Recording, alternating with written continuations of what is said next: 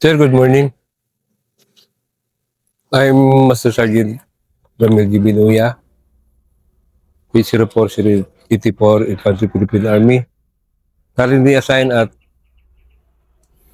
105th Infantry Sepula Battalion, 6th Infantry Campinan Division Philippine Army,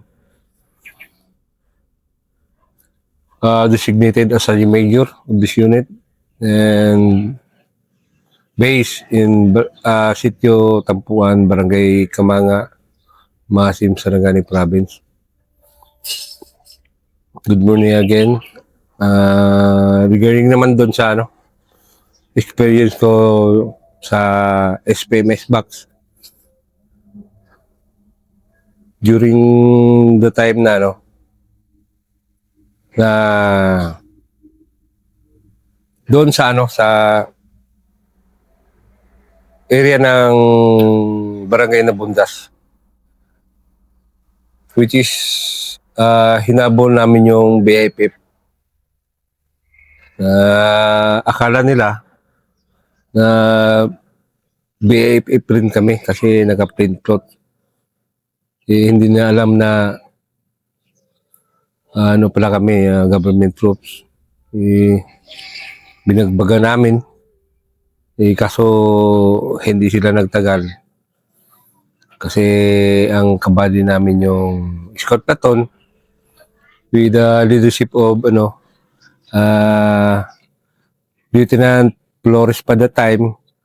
Nakakatuwa kasi yung senaryo na kasi yung anong pangyayari na kasi yung pangyayari na yon pala yung nag-lay sila ng IED, then hinaras nila yung saging detachment, yung area ng Bravo Company. Actually na-monitor namin yun as intelligence, kaso hindi iniisahan, parang yung info nauna sila bago yung yung info ng asset, which is may natamaan kasi yung may natamaan na tropa si Corporal Cabrera, which is maluba yung tama niya. Then after nun, kami yung maniliktik ng batalyon. Tinas kami ni Sir Cato the time na i-monitor yung area. Then na-monitor namin na may mga 6 na BIPF yung nag-lay.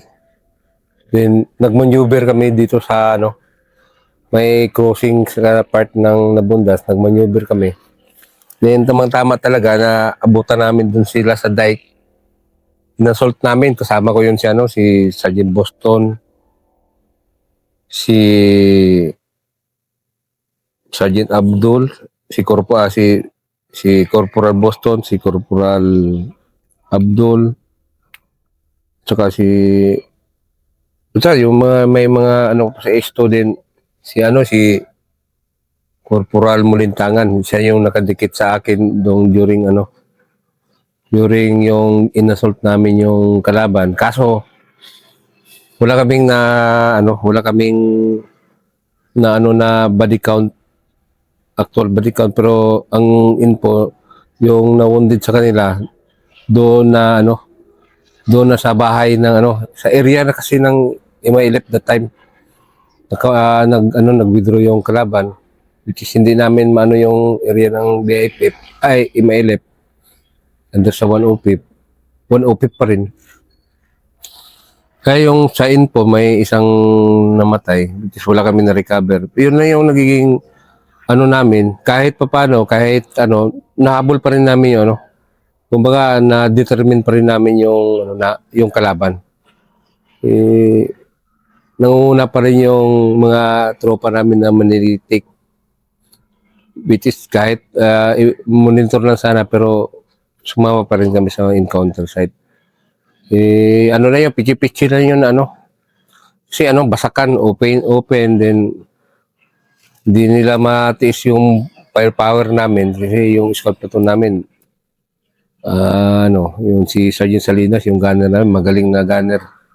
Doon hindi sila sustain ng matagal. Yun yung time back to kami, back to barracks na naman kami. Yun yung nagiging ko sa area ng Nabundas, hindi masyadong yung encounter na yun. Pero ang ini-emphasize ko lang na at least na namin yung nag-IED doon sa sa tropa namin. Then regarding naman sa area ng Pitsandawan encounter, July 4 yun. During the time, yung target na yan,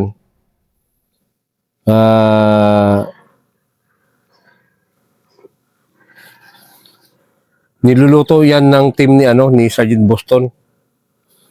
Actually, si Sergeant Boston talaga ang first na niyan, kasi area niya, which is ako yung chief doon the time. Then nagkataon na si Sergeant Boston nag-schooling. Yung target niya, yung kopla niya, ako na nag-continue. Which is lahat naman ng mga contact nila contact ko rin. Yun, continue ko yung target. After nung finish ko na yung target, finish rin, hindi ko inayaan na puro buka-buka lang. Pinuntahan ko talaga yun sa area. Actually, kabisado ko man yung area, which is gipuntahan ko pa rin para ma-determine ko talaga na yung daily routine ng kalaban, kung ano yung daily routine niya, at least ma-monitor ko, at least ma-assist ko kung paano natin i-counter yung activities nila. Then mabilang natin yung numbers of enemy. Then alam natin yung mobility corridor ng kalaban. Alam natin kung saan tayo mag-approach. Then alamin natin kung saan yung avenue o approach sa mga reinforcement. Ilog yun. Emphasize natin yun. Sigurado 30 minutes na yun. Nandyan na yung reinforcement. If ever kung may encounter. After that, na-present naman yung na-present ko naman yung mission, which is approved. Sabi naman ni Sir Kato sa akin, kaya mo? Kung ako naman, siyempre, kaya ko man talaga. Then, nakakaya rin na sabihin natin, hindi natin kaya. Then, nag-present na tayo sa mission. Gustong-gusto ko yun. Ni-recommend ko na kung pwede, kunti lang ang papasok doon para hindi masyadong compromise. Which is sabi ni Sir Kato, sige mamili ka na doon sa scout at saka sa maniniktik section. Mamili ka. Yun ang sinasabi ko na ang hinahanap ko yung mag-volunteer. Yung nag-aalibay, hindi ko yan hindi ko yan sinasama sa sa mag-operate. Yun, sumama si yung nagiging platoon leader namin si Bersuit Ramos. Siya yung sa isang team.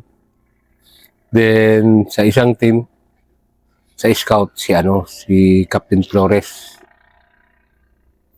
Then doon ako nag-join sa kay Sir Ramos kasi ako man din yung leading. Kabady ko si Mulintangan kasi kinugot ko si Molly sa scout para magiging leading, palit-palitan kami, either ako o either siya. At least ma-assist ko yung leading team pa rin. Which is nag-move kami alas 10, pinasok namin yung area na walang compromise. Kahit pa paano, nandun pa rin yung kaba kasi alam mo naman natin yung sub 44. Pero hindi naman totally nakaba. Yung ano lang, yung may halong excitement kasi ang sa akin kasi noon, gusto ko i-prove na ma-accomplish yung ano, yung mission. After nun, malaki kasi yung tiwala ko. Siyempre, si Sir Cato. Kumbaga, may terminology na one word is enough. Supportive talaga yun si Sir Cato. Which is, kumbaga, malaking tiwala ni Sir Cato rin sa amin. Kasi, based kasi sa information, kumpleto kasi yung ano, may video, kumpleto lahat. Kumbaga, kampante sa presentation, which is sa report. Yun na. Then, alas 12 na-hit namin yung target, which is walang indication. Paputol-putol pa yung signal that time. Tinawagan ko yung alpha ko. Sabi ko, negative. Sabi ng alpha ko, baka madaling araw, mag-move na siya. Sabi ko, sige, ano mo yung eyeball natin? Ipa-plaster mo yung eyeball natin. Pag mag-approach na doon, saka ka magtawag sa akin na pa-approach na sila. Yun, sir. Ito noon na mga 0600. Parang nag-negative na nga ako kasi parang isip ko, parang mapalpak yung yung mission. Pero hindi pa rin ako nag-negative. Hindi pa rin ako nawalan ng sir. Nawalan ng kasi sabi ko kay Sir Ramos, sir, tiis lang kunti. Nandiyan na yan. Maya-maya, sir, nakita na. Kita na, pa-approach na. Kasi, sir tatawid sila sa tulay. Yung tulay, sir, yung isang tao lang, kahoy lang. Oo. Hindi namin, sir, hindi muna namin, sir, gibakbakan. Ipapasok talaga namin sa, sir, doon sa tambayan nila na Kubo, sir. Which is, nandun kami, sir, 30 meters. Nakadapa lang kami, sir. Sa Nung nakapasok na sila, sir, din makita man natin, sir, na pagdating nila doon sa Kubo, nag-usap-usap pa sila. 7 sila, sir. Usap-usap sila. Then, yung baril ng commander, sinabit niya pa sa sir. Sabitan lang. Tapos may nag-advance na 2 tao nag-security. It is doon na yung sir, doon na yung command na bagbaga na. Bagbaga namin, sir. So, pagbagbag, tunong bagbag, sir, nakatalon pa talaga sila sa sir, mabilis. Mabilis. Nakatalon pa yung iba, pero may tama. Isa lang ang sir, balikan. Pero yung baril nila, sir, naiwan talaga. Yun na, sir, yung sir. Yun yung sir, yung pangyayari na yun, sir. Then, kuha namin, sir, kuha kami ng 11 high power firearms. Lupit. Yes, sir. 11, tapos 1 body count lang yun, sir. Pero reportedly talaga sa asset namin, sir, 6.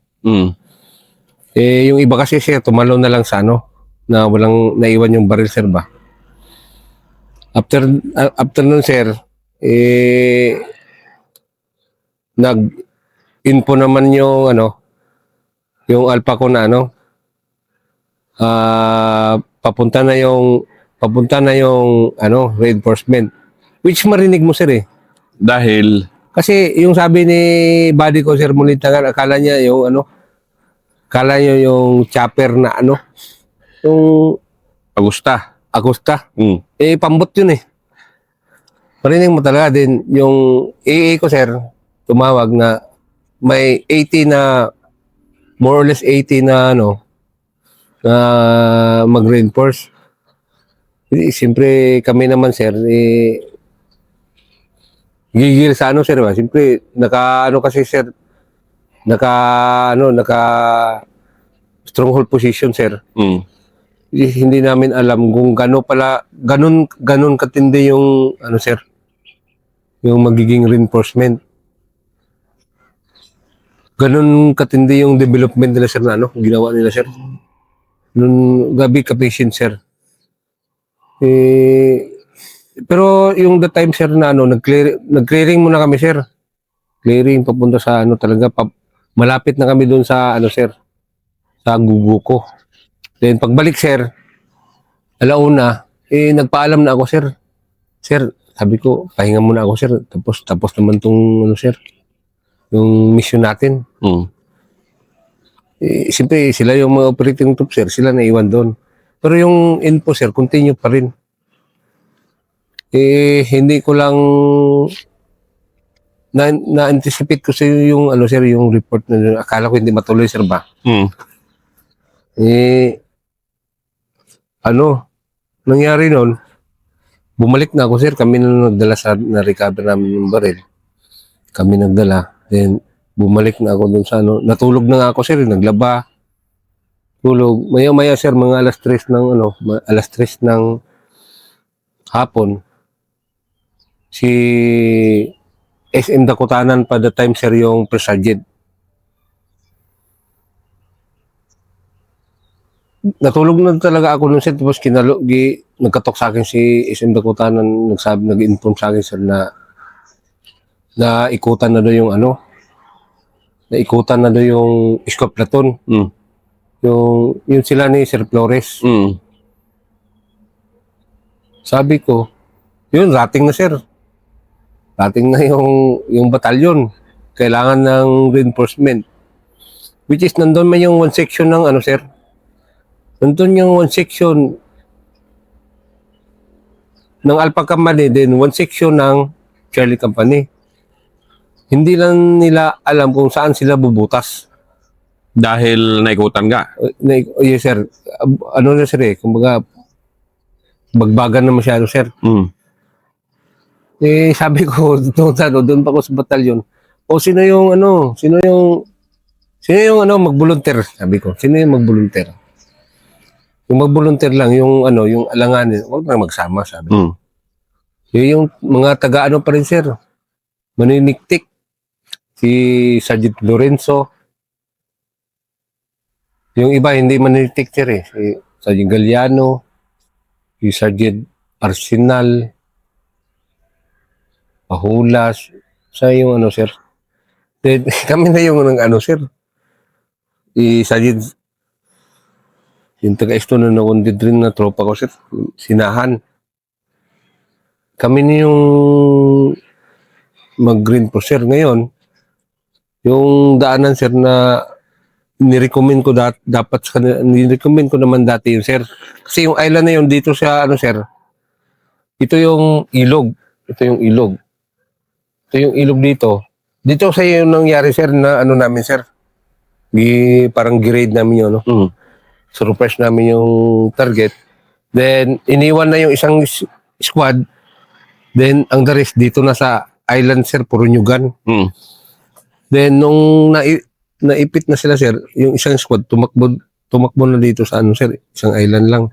Tapos, open na yan dito, sir. Tapos, may island naman, sir, may 4 na bahay. Pero malaking kunti yung island, sir, ba? Yan, sa Pawas kasi island man yung ano. Basakan yun, sir, basak. Mm.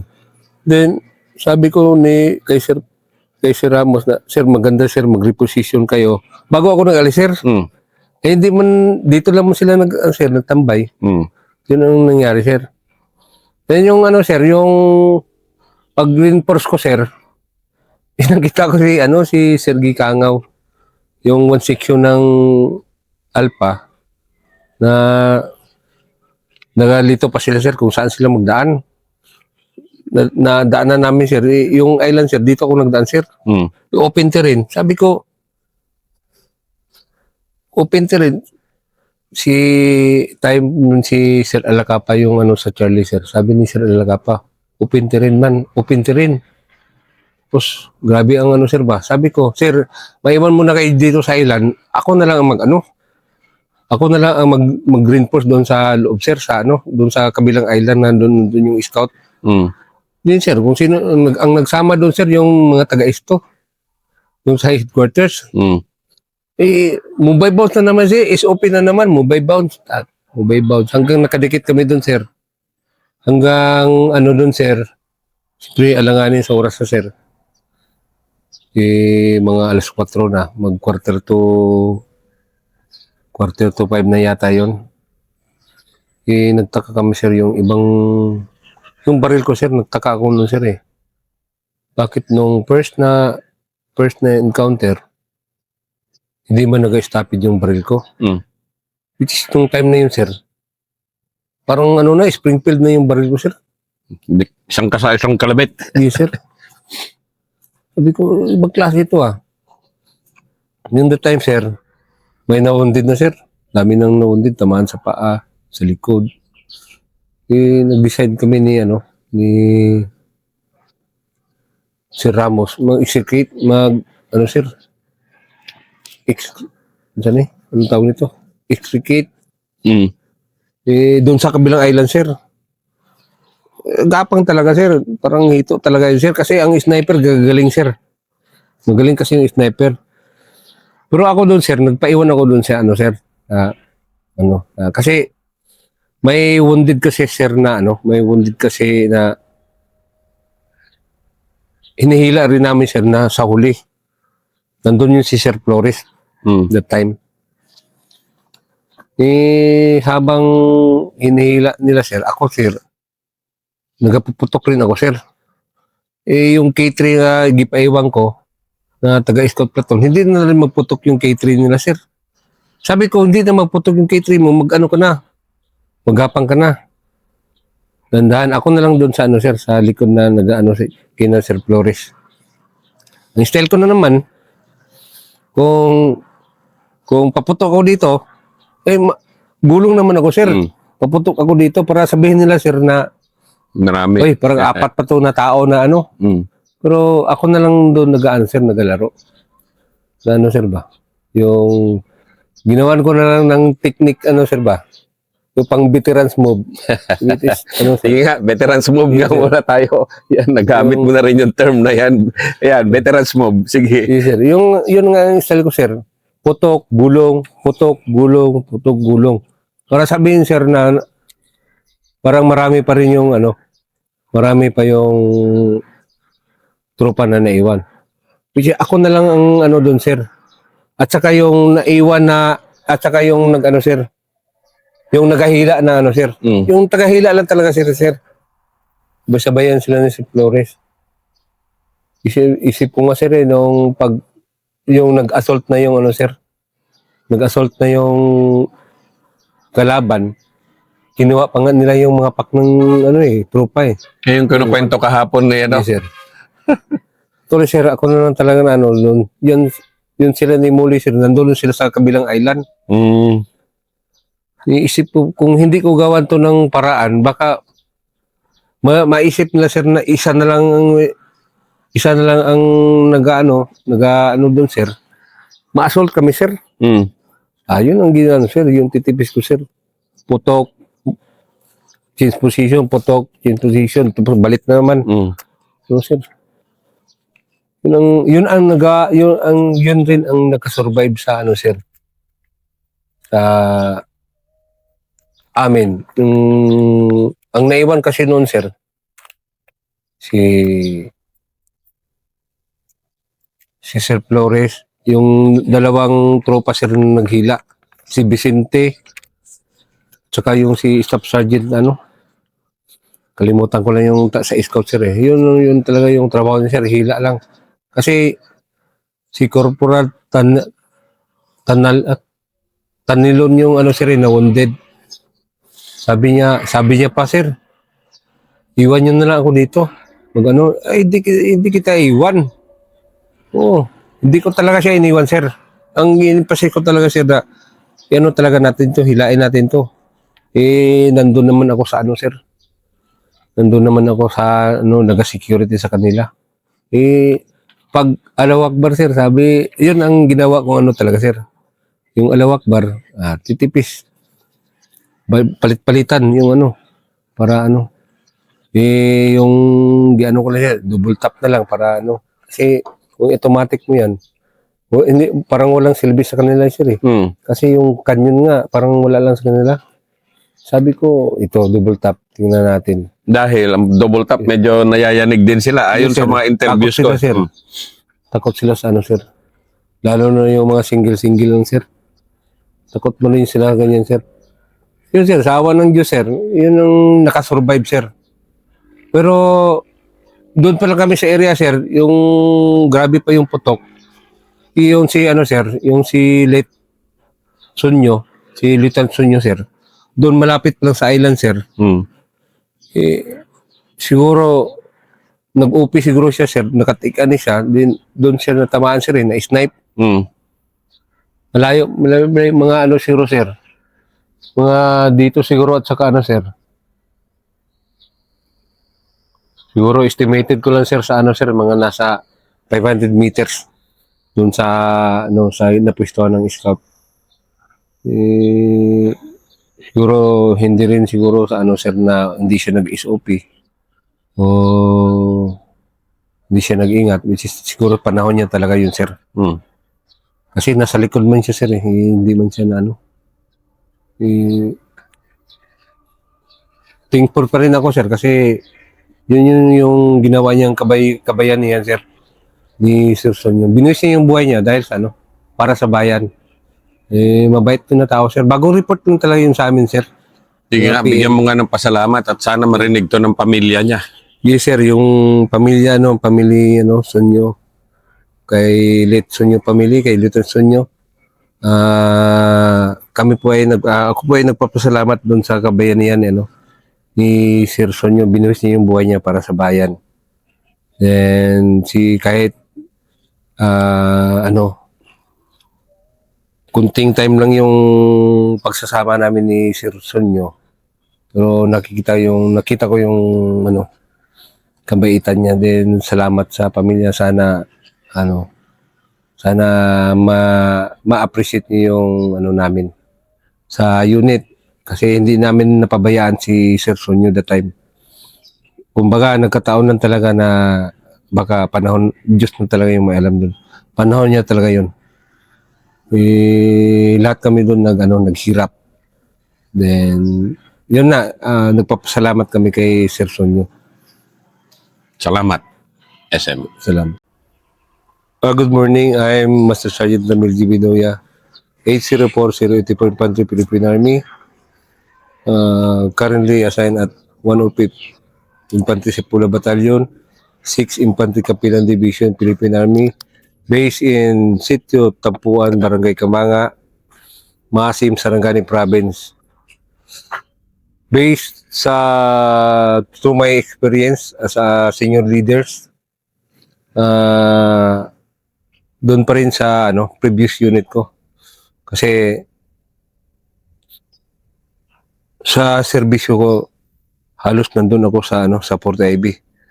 Umalis ako sa Port Ivy na nag-service ako sa Port Ivy ng 25 years and 3 months. Bago ako umalis sa Port Ivy, which is may mga takedown kaming nagawa.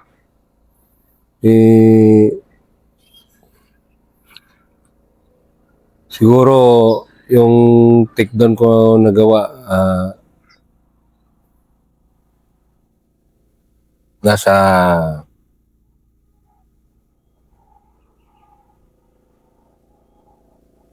anim na takedown. Yung siyempre yung takedown kasi hindi naman yun personal, which is trabaho. Then para ma-accomplish yung mission, hindi ko lang banggit yung sir, yung lugar.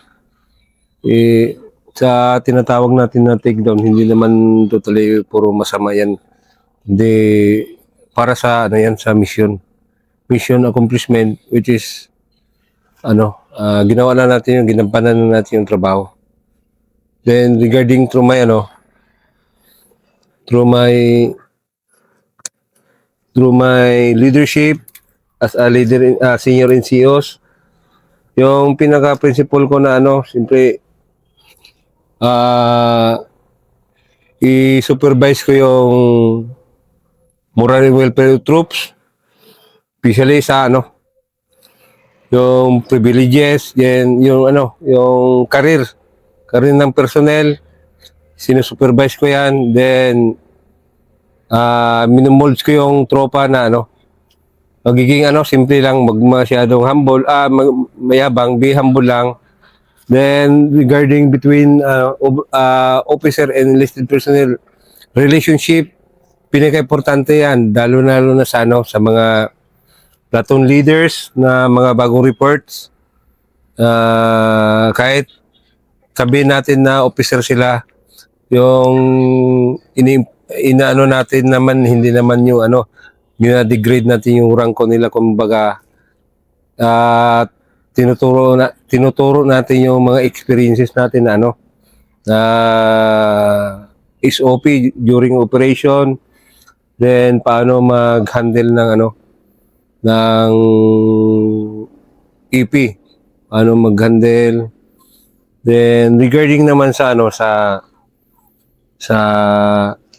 naman sa SOP, sa operation,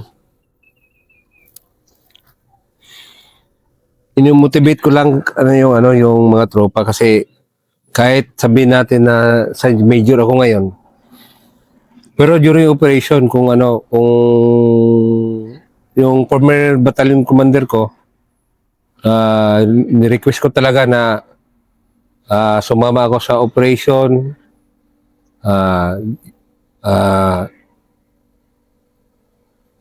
swag. Sinamahan ko na sila mag-swag. Samahang walang gwapo. Yan ang Sinabi na samahang walang gwapo, which is hindi naman totally na yung nagpapasikat ako, which is ang inaano ko lang doon. Passion ko kasi to, nung gusto ko talaga yung operation. Passion ko to, then purpose ko doon para ma-motivate ko rin yung mga subordinate. Kasi siyempre alam natin pag ang tao pag mapagod na, marami ng mga negative side, yung mga murmuring, which is kung tayo mga senior NCO, tayo mga leader na nandun tayo, kahit sabihin natin pagod rin tayo, is hindi sila mag-negative, kasi tayo yung magiging example. Hindi ko naman sinasabi na yung mga sergeant major na kayang-kaya pa mag-operate, which is gusto ko i-motivate lang na para ma-motivate lang natin yung mga tropa natin.